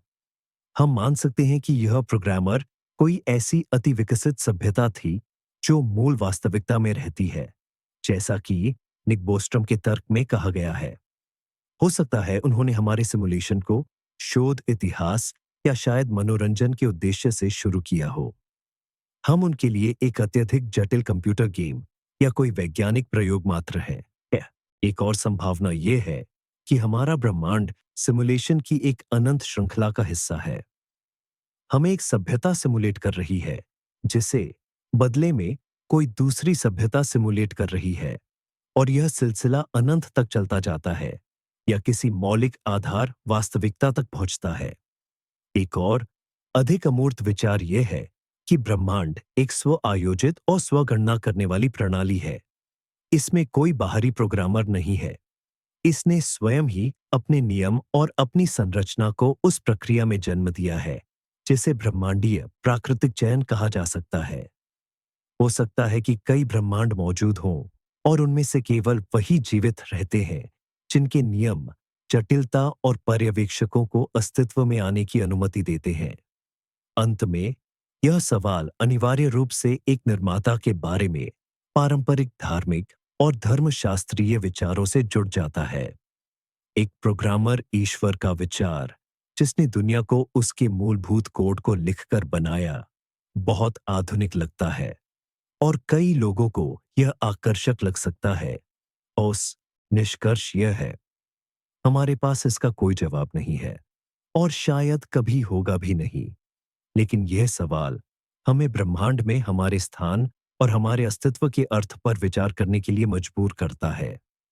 क्या हम प्रकृति के अंध नियमों का मात्र एक आकस्मिक परिणाम है या किसी महान योजना का हिस्सा है? क्या हम एक मूलभूत वास्तविकता है या प्लेटो की गुफा की दीवार पर सिर्फ एक छाया जिसे उच्च क्रम की दुनिया से प्रोजेक्ट किया गया है?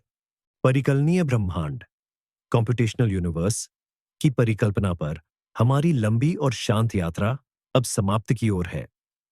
हमने देखा कि यह विचार केवल कोरी वैज्ञानिक कल्पना, साइंस फिक्शन नहीं है, बल्कि यह एक गंभीर वैज्ञानिक प्रतिमान, साइंटिफिक पैराडाइम है जो भौतिकी, सूचना विज्ञान, इन्फॉर्मेटिक्स और दर्शन शास्त्र के सिद्धांतों को एक साथ लाता है। यह हमें वास्तविकता को सूचना और गणना, कंप्यूटेशन के नजरिए से देखने का प्रस्ताव देता है। आइए इस नजरिए के मुख्य बिंदुओं को एक बार फिर याद करें। ब्रह्मांड एक कंप्यूटर की तरह व्यवहार करता है क्योंकि यह भौतिकी के नियमों, एल्गोरिदम की मदद से जानकारी, कणों की स्थिति या अवस्था को संसाधित प्रोसेस करता है। अत्यंत मौलिक यानी प्लैंक स्तर पर अंतरिक्ष और समय शायद अलग-अलग पिक्सेल जैसे हो सकते हैं, जो वास्तविकता के डिजिटल स्वरूप की ओर इशारा करता है। क्वांटम यांत्रिकी, क्वांटम मैकेनिक्स अपने सुपरपोजिशन और उलझाव, एंटेंगलमेंट के साथ ब्रह्मांड को एक विशाल क्वांटम कंप्यूटर जैसा बना देती है।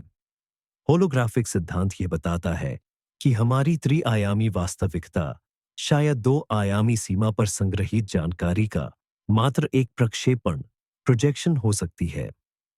और अनुकरण परिकल्पना, सिमुलेशन हाइपोथेसिस, इस तर्क को उसकी चरम सीमा तक ले जाती है, यह सुझाव देते हुए कि हमारा ब्रह्मांड एक कृत्रिम रूप से बनाया गया प्रोग्राम हो सकता है। ब्रह्मांड का यह चित्रण शायद ठंडा और यांत्रिक, मैकेनिस्टिक लग सकता है। ऐसा लगता है जैसे यह दुनिया से उसके रहस्य और जादू को छीन लेता है। लेकिन मेरे विचार से बात इसके बिल्कुल विपरीत है। यह एहसास कि हम एक भव्य, अकल्पनीय रूप से जटिल गणना, कंप्यूटेशन का हिस्सा हो सकते हैं, जो लगभग 14 अरब वर्षों से चल रही है, हमारे अस्तित्व को एक नया और रोमांचक अर्थ प्रदान करता है। इससे न तो सूर्यास्त की सुंदरता कम होती है, न ही मानवीय भावनाओं की जटिलता, बल्कि ये हमें इस बात से और भी ज्यादा अचंभित करता है कि वह मौलिक प्रोग्राम कितना सुंदर और शक्तिशाली होगा, जो सरलतम नियमों से इतनी सारी सुंदरता और जटिलता को जन्म दे सकता है। यह हमें ब्रह्मांड के निष्क्रिय निवासियों से बदलकर इसके सक्रिय शोधकर्ता बना देता है, जो इसके कोड को समझने की कोशिश कर रहे हैं। अंत में यह जोर देकर कहना जरूरी है कि गणना करने वाले ब्रह्मांड की परिकल्पना, हाइपोथेसिस ऑफ कंप्यूटिंग यूनिवर्स, सबसे पहले सोचने का एक जबरदस्त उपकरण है। यह हमें दुनिया का वर्णन करने के लिए एक नई भाषा देती है, जो आश्चर्यजनक रूप से कारगर साबित होती है। हो सकता है भविष्य में इस परिकल्पना का खंडन हो जाए या इसे किसी ज्यादा उन्नत परिकल्पना से बदल दिया जाए, या शायद इसके विपरीत इसे प्रायोगिक पुष्टि मिले और यह 21वीं सदी की भौतिकी का आधार बन जाए। लेकिन किसी भी सूरत में इसने कई मूलभूत सवालों के प्रति हमारे नजरिए को पहले ही बदल दिया है। इसने हमें इस बात पर विचार करने के लिए मजबूर किया है कि जानकारी, इंफॉर्मेशन क्या है और दुनिया की संरचना में उसकी क्या भूमिका है। इसने दर्शाया कि अत्यधिक सरलता से किस तरह अनंत जटिलता जन्म ले सकती है। इसने भौतिक, फिजिकल और अमूर्त, एब्स्ट्रैक्ट के बीच, पदार्थ, मैटर और गणित के बीच की सीमाओं को मिटा दिया है। और यकीनन इसने हमारे सामने सबसे गहरे अस्तित्व संबंधी प्रश्न खड़े किए हैं। हम कौन हैं? हम कहां से आए हैं? और हमारी वास्तविकता की असल प्रकृति क्या है? यह परिकल्पना हमें याद दिलाती है कि ब्रह्मांड हमारी कल्पना से कहीं ज्यादा अजीब, अद्भुत और रहस्यमय है। और सबसे बड़ी खोजें हमें विभिन्न विषयों के संगम पर मिलेंगी, वहां जहां भौतिकी सूचना विज्ञान, इंफॉर्मेटिक्स से मिलती है और विज्ञान दर्शन, फिलॉसफी से मिलता है। जैसे ही आप नींद में डूबते हैं, इन विचारों को अपने मन और चेतना में आजादी से बहने दें। ब्रह्मांड को जानकारी के एक ऐसे महासागर के रूप में कल्पना करें, जहां हर लहर, हर कण एक विशाल, शाश्वत गणना का परिणाम है। और आप इस महासागर में महज एक रेत का कण नहीं है, आप इसका अभिन्न हिस्सा है। एक ऐसा हिस्सा जो इस पूरी प्रक्रिया की भव्यता और जटिलता को समझने तथा जानने में सक्षम है। और शायद इसी में इस ब्रह्मांडीय गणना का एक मुख्य उद्देश्य भी छिपा हुआ है। और अब हम यहाँ हैं, इस शांति में, इस अद्भुत विचार के साथ अकेले।